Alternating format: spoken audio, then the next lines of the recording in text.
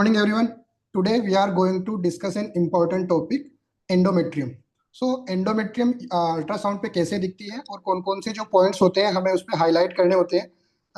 जब भी अपन देखते हैं एंडोमेट्रियम या कोई भी स्ट्रक्चर यूएसजी पे हम देख रहे होते हैं तो सबसे पहली चीज जो होती है वो होती है प्लेन।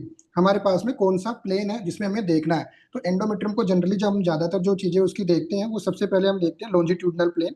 इसी में हमको उसको इवेलुएट करना होता है, लेकिन don't forget to see in transverse plane. आपको एक बार थोड़ा ट्रांसवर्स प्लेन में भी देखना होता है और ओब्लिक प्लेन में भी आप इसको देख सकते हो। तो मोस्ट कॉमन प्लेन जो होता है लॉन्जिट्यूडनल प्लेन होता है, जो हमारे स्क्रीन पे नजर आ रहा है वो हमने लॉन्जिट्यूडनल प्लेन में एक्सप्लेन करने के लिए आपको एक पिक्चर दी है। नंबर 2, कौन कौन से जो पैरामीटर्स होते हैं जो हमें देखने होते हैं कि इसमें एंडोमेट्रियम में हमें फर्स्ट चीज जो होती है वो देखनी होती है। पहला होता है शेप। सबसे पहली चीज जो हम जनरली देखते हैं कि इसका शेप क्या होती है। तो आप इसको देख पा रहे होंगे कि ये जब एंडोमेट्रियम होती है, ये एंडोमेट्रियम जनरली इसका नॉर्मल शेप जो होता है वो इस तरह का होता है और इसको हम बोलते हैं पियर शेप। ये जो होती है पियर शेप होती है। और ब्रॉड जो होती है, फंडल एंड जो होता है उस पर ये ब्रॉड होती है, चौड़ी होती है, और धीरे धीरे थिन होती हुई जो सर्वाइकल एंड होता है उस पर ये पॉइंटेड एंड हो जाती है, थिन हो जाती है। तो हमें सबसे पहले इसकी शेप देखनी है। पियर शेप होती है और इसका जो स्मूथनेस होती है, जो मार्जिन होते हैं वो स्मूथ होते हैं। ये दोनों चीजें हम एक बार इसको देख लेते हैं। जब ये ठीक रहता है कि हाँ ये हमारा इसका शेप सही है, देन हम सेकंड पैरामीटर पे बढ़ते हैं। और सेकंड पैरामीटर जो होता है वो होता है थिकनेस। थिकनेस जो होती है वो इंपॉर्टेंट होती है। ज्यादातर लोग थिकनेस को हर एक यूएसजी के इंप्रेशन में देते हैं। अब थिकनेस जो होती है वो नॉर्मल कितनी होती है, अब नॉर्मल क्या होता है, ये डिपेंड करता है कि आपका जो थिकनेस है वो प्री मीनोपोजल फीमेल में आप ले रहे हो, प्री मीनोपोजल फीमेल में ले रहे हो या पोस्ट मीनोपोजल फीमेल में ले रहे हो। जनरली जो हम याद रखते हैं और हम सारी चीजें देखते हैं वो पोस्ट मीनोपोजल की याद रहती है हमें कि यार थिकनेस बढ़ी हुई है कि नहीं हुई है। तो एंडोमेट्रियल थिकनेस जो होती है इसमें इसका क्राइटेरिया 5 mm, 4 mm, 5 mm और 6 mm। अलग अलग गाइडलाइंस जो होती है वो अलग अलग देती है कि इतनी थिकनेस के बाद में आपको इवेल्युएट करना है। पर जरूरी नहीं है कि 6 mm में आपको पैथोलॉजी मिलेगी या 4 mm में कोई पैथोलॉजी नहीं मिलेगी। तो आपको उसकी मोर्फोलॉजी और उसके जो अदर करेक्टरिस्टिक्स होते हैं उस पर देखना है। 4, 5, 6 mm में क्राइटेरिया जो अलग अलग गाइडलाइंस अलग अलग तरीके से फॉलो करती है। 4, 5 और 6 mm को हमें प्री मेनोपोजल जो फीमेल होती है उनमें यूज नहीं करना है। रिप्रोडक्टिव एज ग्रुप में हमको ये ध्यान रखना है कि इसकी जो थिकनेस होती है वो थिकनेस अलग होती है और वो डिपेंड करती है किस पे, साइकिल पे। आपकी साइकिल की फेज कौन सी चल रही है।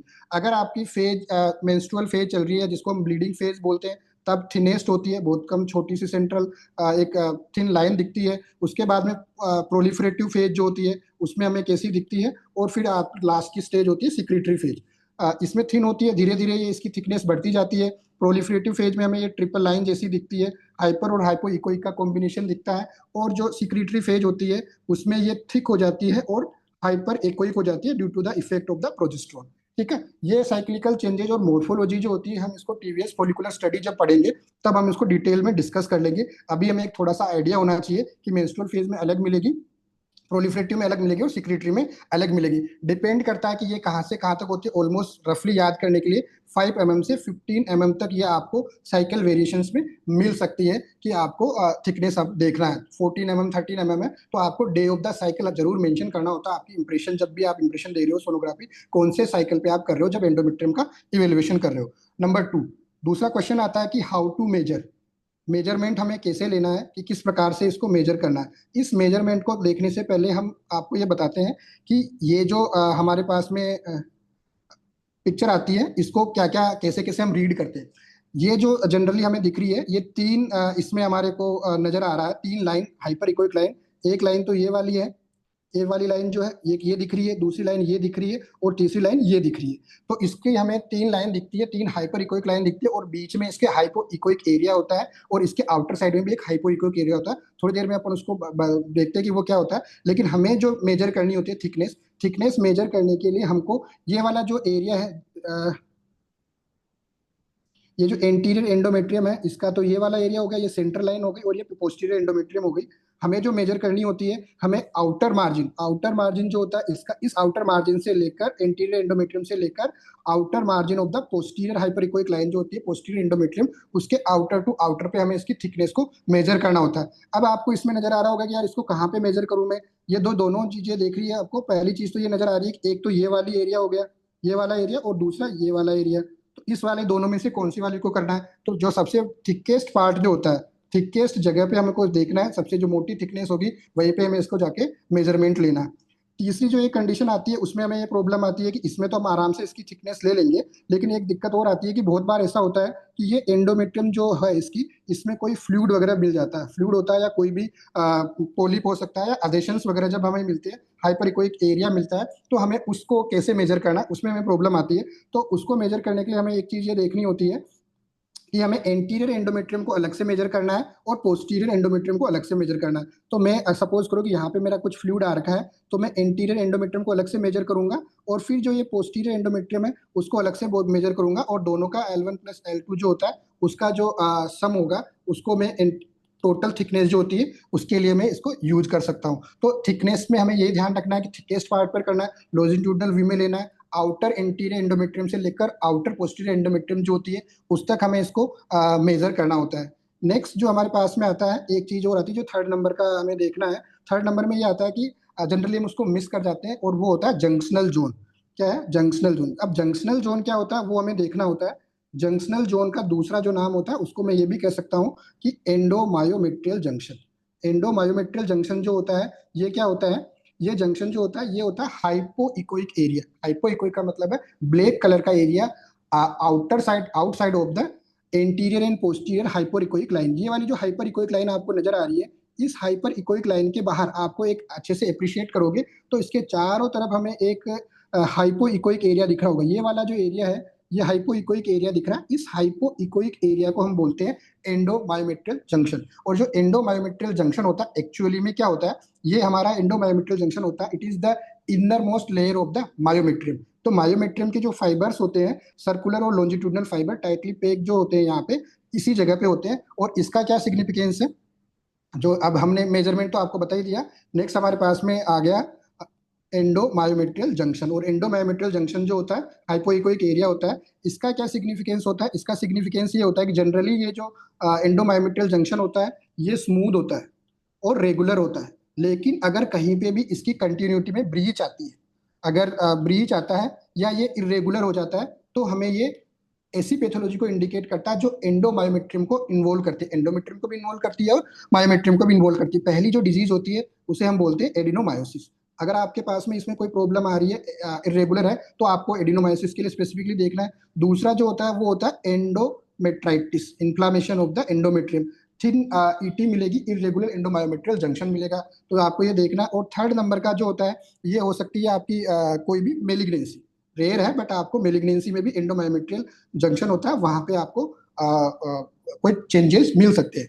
नेक्स्ट जो होता है कि एंडोमायोमेट्रियल जंक्शन हम जब भी देख रहे हैं तो नॉर्मली क्या होता है, नॉर्मली एंडोमायोमेट्रियल जंक्शन जो होता है ये साइक्लिकल चेंजेस हमें शो करता है। साइक्लिकल चेंजेस का मतलब ये होता है कि आपकी मेंस्ट्रुअल पीरियड के कौन से टाइम पे आप यूएसजी कर रहे हो उस पर डिपेंड करता है कि एंडोमायोमेट्रियल जंक्शन आपको कैसा दिखेगा। जनरली ये जो अर्ली स्टार्टिंग में जो होता है अर्ली प्रोलिफरेटिव फेज हम जब हम देखते हैं तो अर्ली प्रोलिफरेटिव फेज में ये थिकेस्ट होता है, थिकेस्ट दिखता है, मतलब सबसे मोटा इसी वक्त दिखेगा। फिर धीरे धीरे ये थोड़ा कम होता है, थोड़ा धीरे धीरे कम होता है, और ये थिनेस्ट जो होता है वो प्री ओवुलेटरी स्टेज, जब हम ओवुलेशन के टीवीएस फॉलिकुलर स्टडी कर रहे होते हैं तब हम इसको अच्छे से अप्रिशिएट करते हैं। तो प्री ओवुलेटरी फेज में ये थिन दिखता है, और उसके बाद में जब ये सीक्रेटरी फेज में आता है, सीक्रेटरी फेज में क्या होता है, अगर सीक्रेटरी फेज में हमारा जो कंसेप्शन हुआ है, अगर कंसेप्शन हुआ है तो ये वाला जो होगा, अगर पॉजिटिव आता है यूपीटी या उसको कंसेप्शन हो गया है तो ये इंक्रीज होता है, और अगर कंसेप्शन नहीं हुआ है तो ये वाला जो एंडोमेट्रियल जंक्शन जो होता है वो डिक्रीज होता है। तो हमें ये ध्यान रखना है। और एक छोटा सा वेरिएशंस भी होता है कि ये जो अर्ली एज होती है, यानी कि अर्ली एज सपोज करो कि 20-22 साल की या 25 ईयर की फीमेल का आप यूएसजी कर रहे हो, और आप 35 to 40 ईयर की कर रहे हो, तो ये इसमें थोड़ा थिन मिलता है और इसमें आपको ये थिक दिखता है। तो आप थोड़ा सा एक आइडिया होना चाहिए कि हमारे पास में क्या क्या एज है, उसका उसका पीरियड का डे कौन सा है, तो हमें एंडोमायोमेट्रियल जंक्शन के बारे में हो जाएगा। एंडोमायोमेट्रियल जंक्शन को थोड़ा सा एलोबरेट इसलिए किया है कि जनरली उसको हम छोड़ देते हैं, हमारा सारा फोकस जो होता है वो थिकनेस पे ही होता है। नेक्स्ट जो हमारे पास में पैरामीटर्स आता है वो आता है कि कोई भी सेंट्रल लाइन, सेंट्रल लाइन क्या होती है, सेंट्रल लाइन पे भी हम बात कर लेते हैं। जो हमें तीन हमारी लाइन दिखी है, ट्रिपल लाइन जिसको हम बोलते हैं, जो ये हमें तीन लाइन दिखी है, तीन लाइन से जो बीच वाली लाइन होती है उसको हम सेंटर लाइन बोलते हैं। और जो सेंटर लाइन होती है वो कंटिन्यूअस दिखती है, कोई भी ब्रीच नहीं होता है उसके अंदर, और इसका स्मूथली दिखती है ये पर। फंडस से लेकर कोडल इसका जो फंडल एरिया होता है वहां से लेकर सर्वाइकल जो एरिया होता है एकदम स्मूथ दिखेगी। अगर इसमें आपको कुछ भी इरेगुलरिटी होती है या इसमें कोई गैप नजर आता है तो आपको प्रॉब्लम हो सकती है। उस वक्त आपको ये देखना है कि कोई भी इंट्रा एंडोमेट्रियल जो लीजन होता है, चाहे वो पोलिप हो सकता है, आपको उसको रूल आउट करना है, या फिर वो कोई भी एडिशंस वगैरह जो होते हैं उसमें हमें देखना होता है कि यार ये कोई ब्रीच इसमें आया तो कोई रीजन हो सकता है। और सम टाइम आईयूसीडी जो होती है, इंट्रा यूट्राइन कॉपर्टी, वो भी हमें इसमें हाइपर इकोइक लाइनिंग के रूप में दिखेगी, तो हमें उसको एप्रिशिएट किया हुआ होना आना चाहिए। नेक्स्ट जो चीजें होती है जिसको देखने के लिए होती है वो हम फोलिकुलर मॉनिटरिंग में पढ़ेंगे। पहली चीज जो होती है उसको हम बोलते हैं साइक्लिकल चेंजेस। साइक्लिकल चेंजेस में मैंने थोड़ा सा तो आपको बताया, लेकिन इसमें बहुत सारे चेंजेस होते हैं, वो टीवीएस फोलिकुलर स्टडी पढ़ लेंगे। और एक और चीज होती है मोर्फोलॉजी। मोर्फोलॉजी में हम इसकी ब्लड सप्लाई और कैसा इसका मोर्फोलॉजी है उसके डिपेंड करता है कि हमारा जो आईवीएफ साइकिल या आईयूआई साइकिल है वो कितना सक्सेस रेट होगा, उसको भी हम टीवीएस फोलिकुलर स्टडी में हम इसको कर सकते हैं। बेसिक बेसिक चीज जो आपको ध्यान रखनी है, पहली चीज आपको देखना है कि शेप कैसी है। दूसरी चीज जो आपको देखनी है उसका ईटी कितना, थिकनेस कितना। थर्ड नंबर पे जो आपको देखनी है कि ये सेंटर लाइन जो होती है उसके साथ साथ कोई लीजन तो नहीं है। फोर्थ नंबर पे जो आपको देखना है एंडोमायोमेट्रियल जंक्शन जो होता है वो ठीक है या नहीं है। फिफ्थ नंबर पे आपको देखना है कि कोई भी इसकी जो साइक्लिकल चेंजेज है वो कैसे हैं और इसकी मोर्फोलॉजी कैसी है। मोटा मोटा हम सब इसी चीज में आ जाता है ईटी। इसके अलावा कोई एडवांस या कोई और चीज होती है तो हम रिनाउंड रेडियोलॉजिस्ट डॉक्टर श्याम और डॉक्टर रवि, उनसे आपको पूछ लेते हैं। Shyam, anything else? Morphology, cyclical changes वगैरह, जो नॉर्मल एनाटॉमी वगैरह, वो तो इतना ही है सारा सब कुछ। फिर ओके। बाकी जो भी होगा वो पैथोलॉजी में जाएगा, तो हाँ पैथोलॉजी का तो अपन अलग से क्लास करेंगे ना। हाँ, एबनॉर्मल जो हाँ। भी हो गया, एबनॉर्मल पोलिप हो गया, एबनॉर्मल फाइब्रिड हो गया, एबनॉर्मल सेनेकी हो गया, या फ्लूइड इन हम्म। एंडोमेट्राइटिस है, इसके छोटे छोटे अलग से अपन उसको डिस्कस कर सकते हैं। अभी ये नॉर्मल जो अपने को बेसिक बेसिक चीजें हाँ, देखनी तो होती है। मॉर्फोलॉजी, एनाटॉमी वगैरह ये तो बढ़िया है, इसमें कोई कमी नहीं। एक गोविंद, साइक्लिकल चेंजेस में जो ईटी की साइजेस होती है ना, हम्म कि जैसे प्रोलिफरेटिव में इस इन बिटवीन दिस रहेगी, ठीक है, सेक्रेटरी में ये रहेगी। कभी कभी हम्म अर्ली जो होती है ना, जैसे जस्ट आफ्टर, कहने का मतलब साइकिल्स में जब 82 to 5 रहनी चाहिए तब भी 10 आती है किसी टाइम्स, तो वो हम्म, पैथोलॉजिकल हो जाती है। तो अपनों को वो नॉर्मल जो रेंजेस है ना, वो भी एक स्लाइड डालनी चाहिए इसमें। हाँ नॉर्मल मैं उसीलिए छोड़ देता बस वो कि साइक्लिकल चेंजेस। फॉलिकुलर में, वो हाँ फॉलिकुलर में लेंगे अपन। हाँ ओके हाँ, वो ओके। तो वो डे टू स्कैन पे अपने एक्सप्लेन कर सकते हैं जब डे हाँ, टू। वो फॉलिकुलर में ले लेंगे फिर, ठीक है। हाँ, तो वो उसके उसमें आ जाएगा कि हम उसका थिकनेस कितना है और उसकी हाँ, मोर्फोलॉजी वो कैसी क्योंकि दिखती है। नई गाइडलाइंस ये कहती है कि अगर उससे थोड़ा बाहर है या डबल से ज्यादा है तो वो थिकंडी है। जैसे हम्म, 5 होनी चाहिए, अगर 10 11 आ रही है तो वो थिकंड है।